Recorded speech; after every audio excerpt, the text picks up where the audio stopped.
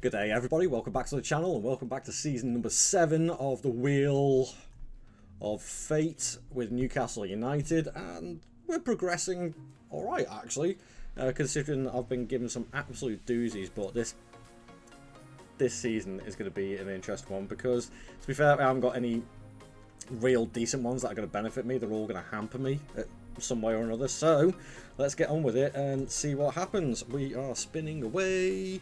What are we going to get?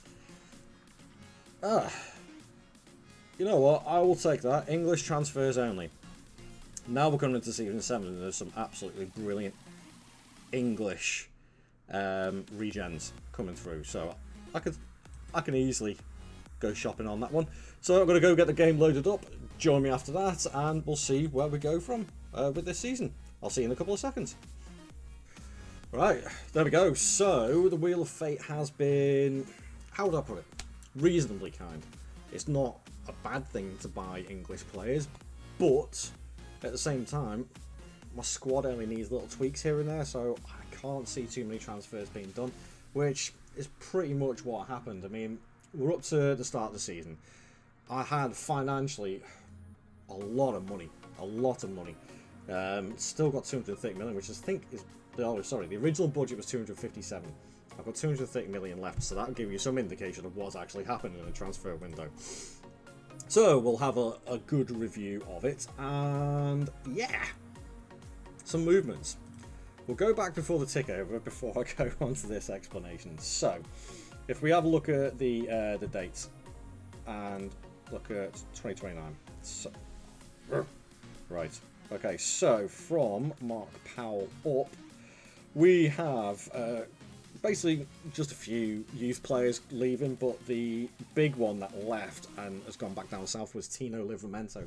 He was getting a little bit upset he wasn't getting the game time, so I decided to let him go, which is absolutely fine.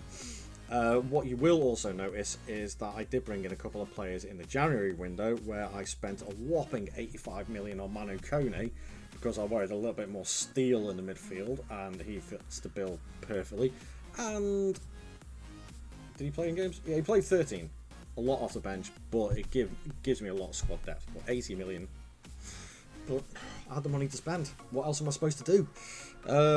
And then Ketier Zamora is a regen from Colombia. And really, really good ball winning midfielder. So he's gone out on loan to Rotherham. He will continue to go out on loan for the next couple of seasons just to build him up. And let's see how he develops. But the big ones. As you can see, the loans of Elvis has left the building. Tom Dunkley is another one. Keita Zamora is another one.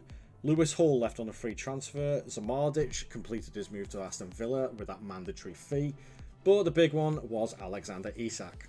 Now, I had a bit of a contract to do with him. He got really annoyed that I offered him a new contract.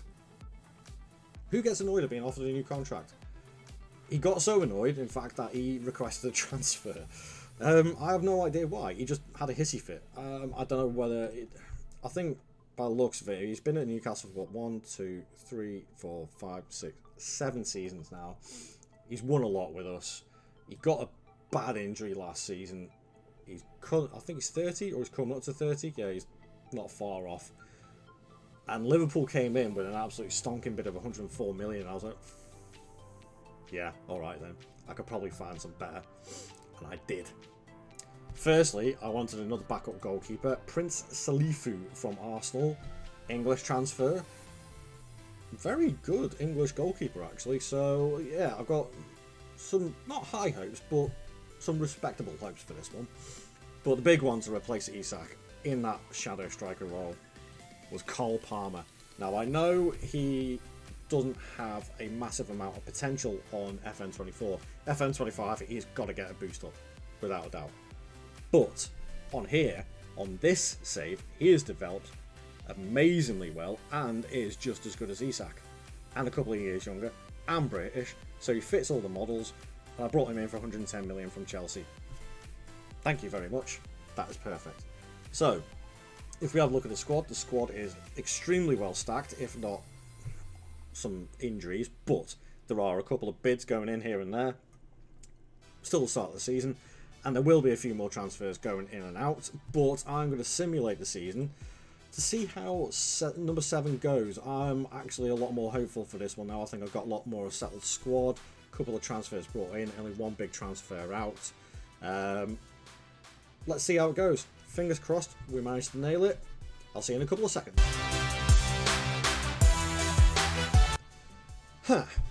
Well, that really didn't go according to plan. 11 points off top spot. And Europa League? I hope not. I haven't actually checked this yet. League table. Still saying Europa League, but I think at this point we still haven't had the coefficients come out, so we should still get a Champions League football. Club Vision, yeah, needless to say, they're not too impressed with my drop-off there. Will I last to Season 8? That is the question. I should have some goodwill considering the amount of trophies that I've won for the club already. I don't know. It's a difficult one, to say the least. Blimmin' heck. Yeah, we've got some work to do here. Financially wise, still sitting pretty...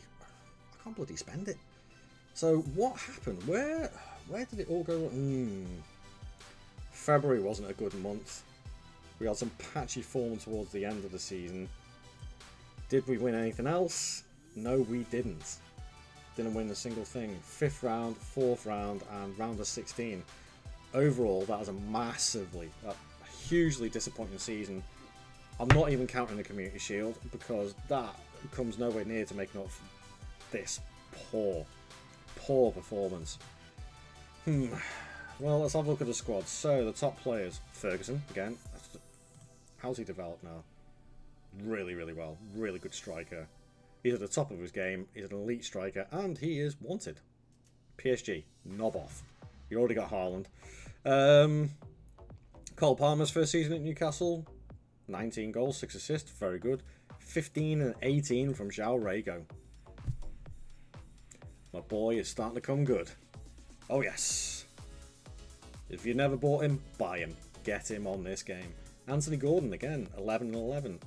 8 and 10 from our Uruguayan wonder kid, who, again, is developing disgustingly well. This lad, if he keeps on going, he's a potential Ballon d'Or winner. He's that good. He's got everything up in the high 17s, 18s for everything that he needs to do as a winger. He's brilliant. Salah's got a few games. Miley again, 7 and 10, 7 and 8 from Tonali, who was wanted but is 30, so could end up going when his contract run out. He's only got a year left on his contract. We could see the departure of Tonali as well. Alex Scott didn't play as many games. We have got a little bit of work to do, but it's definitely still there. We're on the cusp. We are on the cusp, but I think this is just a blip. But we do have to go into season number 8 with only 3 options left on the Wheel of Fate. And again, none of them are very good at all. And I don't know where this is going to go. I'm going to have a blinding season next season to get the board and the supporters back on side so I can last in the last couple of seasons. Which I think I could do, especially with the likes of Gabriel Arias, who is a world-class fullback now. I mean, he is ridiculous. And the fact that he's only 21, he is outstanding. And he will only keep getting better. Hincapié is outstanding on this game. It's the first time I've ever used him. He's absolutely brilliant. I cannot follow it. 5 years he's been at Newcastle now, and consistency is outstanding. Absolutely outstanding. Well, there we have it, folks. If you did enjoy the video, please do leave a like and subscribe, and I will see you guys in the next video. I'll catch you later. Ta-ra.